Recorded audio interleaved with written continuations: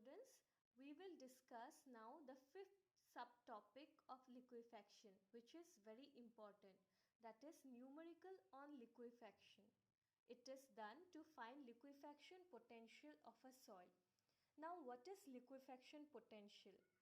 It is the probability of the soil strata to get liquefied or not. Whether a soil is susceptible to liquefaction or not is called as the liquefaction potential. So, we find liquefaction potential to find whether a soil strata is susceptible to liquefaction or not. If yes, at what depth of the soil will get liquefied. Why? Why do we do that? To take precautionary measures at that depth of the soil. If a soil strata gets liquefied at 2 meter of depth, we will take precautionary measure at that depth. What are the different methods to find out liquefaction potential? In your syllabus, you will have to study Seed and Idris method 1971.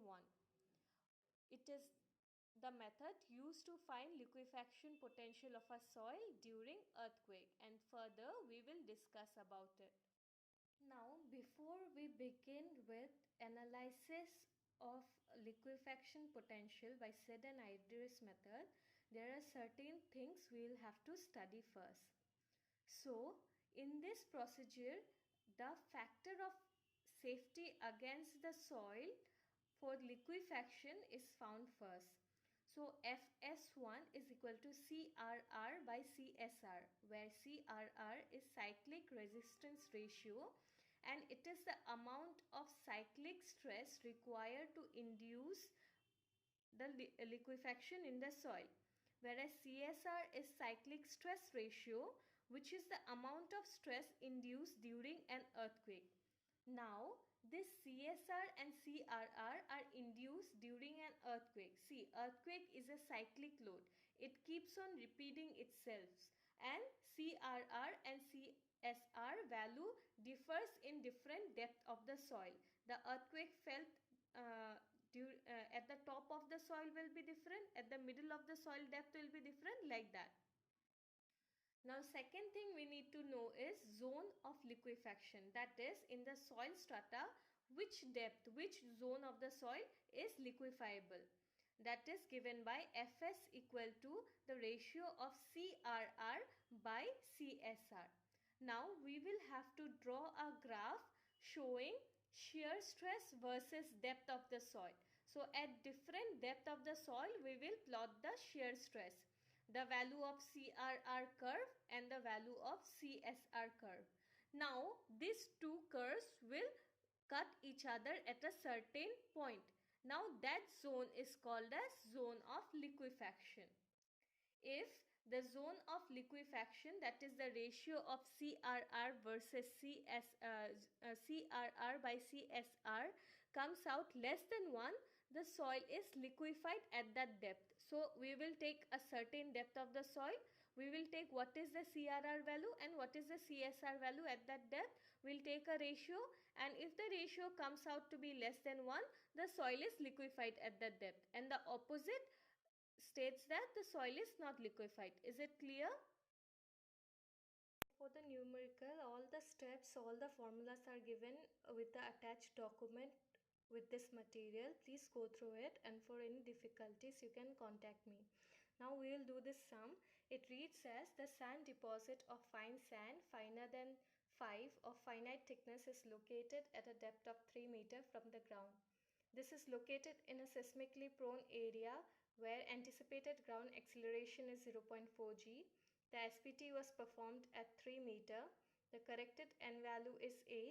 Unit weight of sand is 18.4 kilonewton per meter square. Submerged unit weight is 9.2 kilonewton per meter square. Calculate FOS against liquefaction. Consider water table at 1.5 meter. Now, the first thing is we'll have to write down what are the given data. What are the given data given here? It is given depth of soil to be 3 meter. Unit weight of sand is given as 18.4 kilonewton per meter square. Unit weight of submerged sand is given as 9.2 kilonewton per meter square.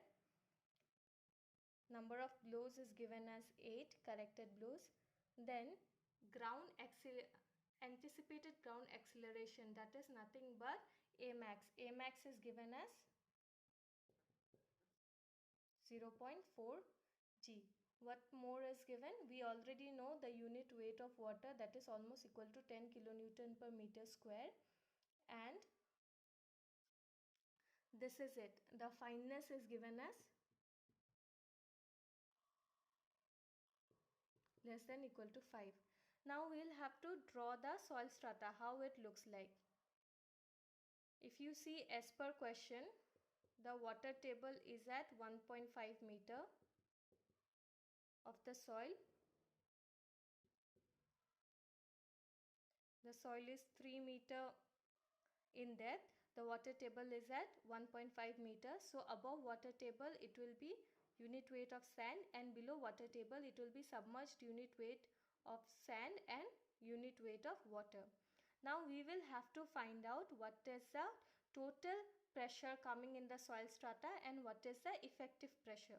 We already know effective stress is equal to sigma minus u. What is the total stress in the soil? Gamma h into the depth where it is acting, 3 minus 1.5 plus gamma h into 1.5, this depth, that means, plus gamma naught into 1.5, that means this depth, plus gamma w into 1.5. Now we have the total stress.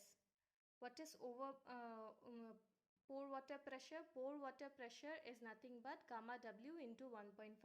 So minus gamma w into 1.5. This and this will go cancel. So what will be the total? What will be the total effective stress? Gamma h into 1.5. Gamma h is 18.4 into 1.5 plus gamma w into 1.5 plus 9.2 into 1.5, which is 41.1 kilonewton per meter square. So our first step is complete.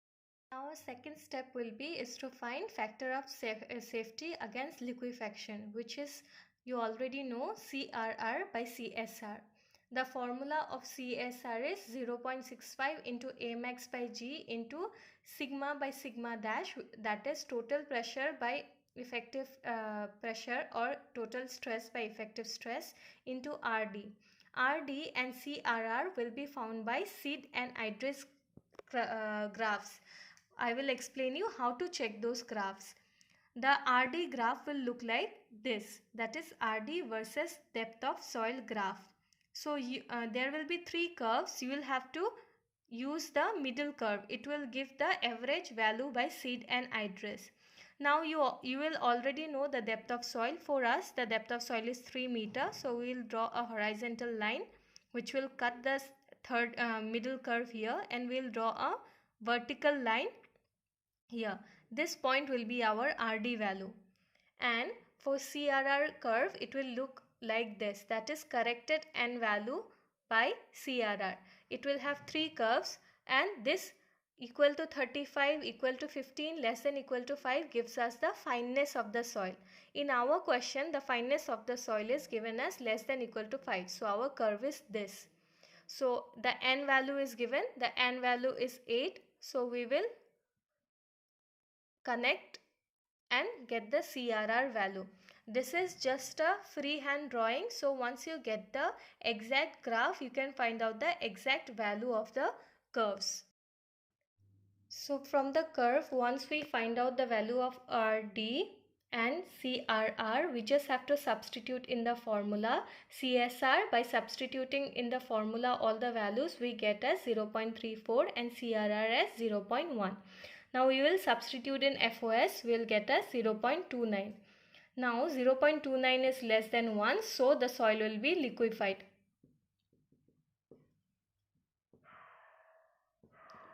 at 3 meter depth.